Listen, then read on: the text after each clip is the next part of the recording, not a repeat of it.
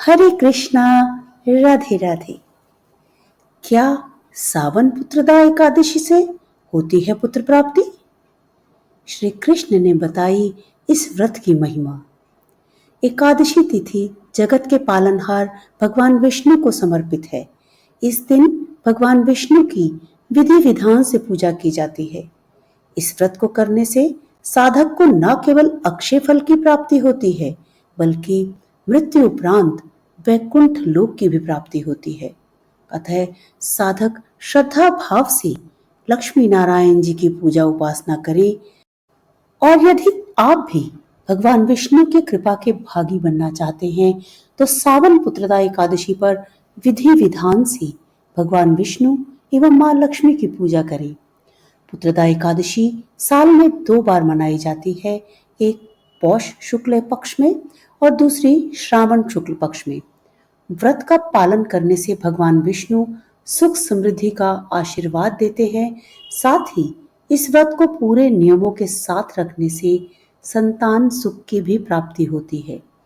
पुत्रदा एकादशी व्रत संतान प्राप्ति के साथ साथ संतान की समस्याओं के निवारण के लिए भी किया जाता है, संतान की उन्नति के लिए भी किया जाता है। पुत्रदा एकादशी के दिन ब्रह्म मुहूर्त में उठकर स्नान आदि से निवृत्त होकर व्रत संकल्प लें। पूजा के दौरान भगवान विष्णु को पीली मिठाई का भोग लगाना चाहिए, क्योंकि पीला रंग भगवान श्री हरि का प्रिय माना जाता है। भगवान विष्णु के साथ साथ माता लक्ष्मी का भी पूजन करना चाहिए। इस दिन पीपल के पेड़ में जल अर्पित करना भी शुभ माना जाता है। भक्तों को दशमी तिथि को ही अपने बाल धोने की सलाह दी जाती है। उन्हें एकादशी के दिन ब्रह्म मुहूर्त में स्नान करना चाहिए और इस दिन सिर धोने से बचना चाहिए। अनुयायियों को अनाज और फलियों से भी परहेज करना चाहिए। आइए जानते हैं सावन पुत्रदा एकादशी से जुड़ी व्रत की कथा।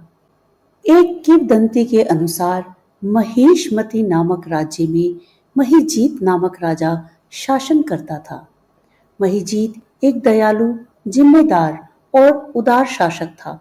उसके नेतृत्व में उनकी प्रजा स्वयं को सुरक्षित महसूस करती थी। एक ओर जहां राज्य की प्रजा उनसे प्रसन्न थी, वहीं राजा आए दिन उदास रहता था। उनकी उदासी का कारण था उनका निसंतान होना।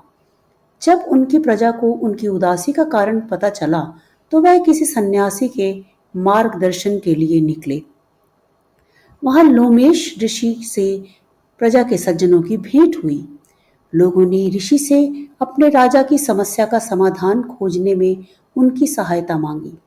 ऋषि ने बताया कि राजा ने पूर्व जन्म में पाप किया था। उन्होंने बताया कि महिजीत अपने पूर्व जन्म में एक गरीब व्यापारी था। उन्होंने यह भी बताया कि एक बार व्यापारी ने तालाब से पानी पीते समय एक गाय को दूर धकेल दिया था। हालांकि वह पानी से अब व्यापारी अपनी प्यास बुझाने के लिए उसने ऐसा किया था, किंतु स्वार्थ के लिए गाय को पानी से वंचित करके उसने अपने कर्म के क्रोध को आमंत्रित किया था।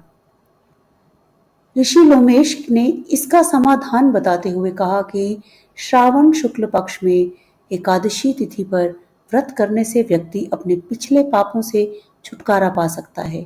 लोमेश ऋषि का धन्यवाद कर सज्जनों ने राजा को ऋषि का संदेश दिया।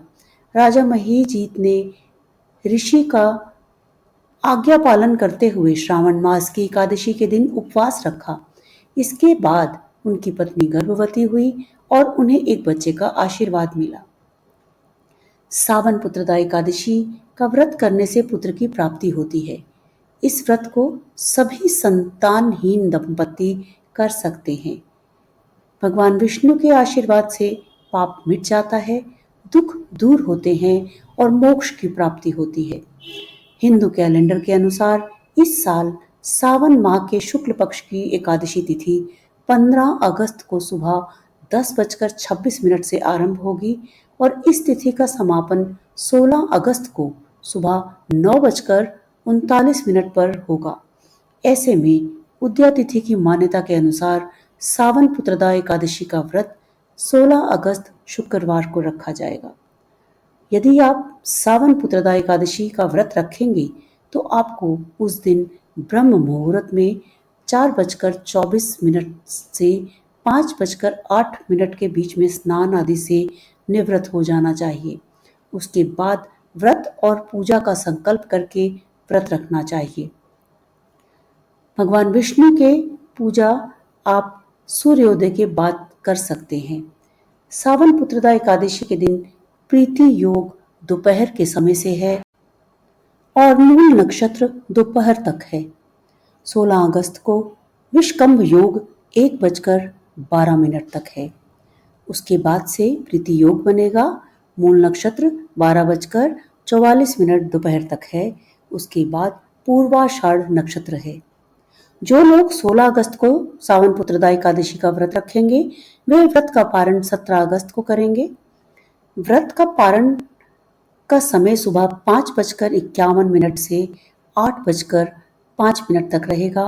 इसी बीच में आप कभी भी पारण कर सकते हैं। पारण वाले दिन द्वादशी का समापन सुबह 8:05 पर होगा। द्वादशी समाप्त होने से पहले ही पारण कर लेना चाहिए। इस व्रत को करने से संतान सुख, उसकी उन्नति और सुरक्षा का वरदान मिलता है। रक्षाबंधन से 4 दिन पहले सावन पुत्रदा एकादशी का व्रत रखने से वंश में वृद्धि होती है, संतान पर आने वाले संकटों का नाश होता है। इस व्रत से एकादशी की कथा का जरूर श्रवण करना चाहिए, तभी पूजा का पूर्ण फल मिलता है। यदि वीडियो पसंद आई हो तो लाइक के आइकन को प्रेस करें, कमेंट बॉक्स में जय श्री हरि लिखें और चैनल से जुड़े रहने के लिए कृपया सब्सक्राइब कर लें। राधे राधे।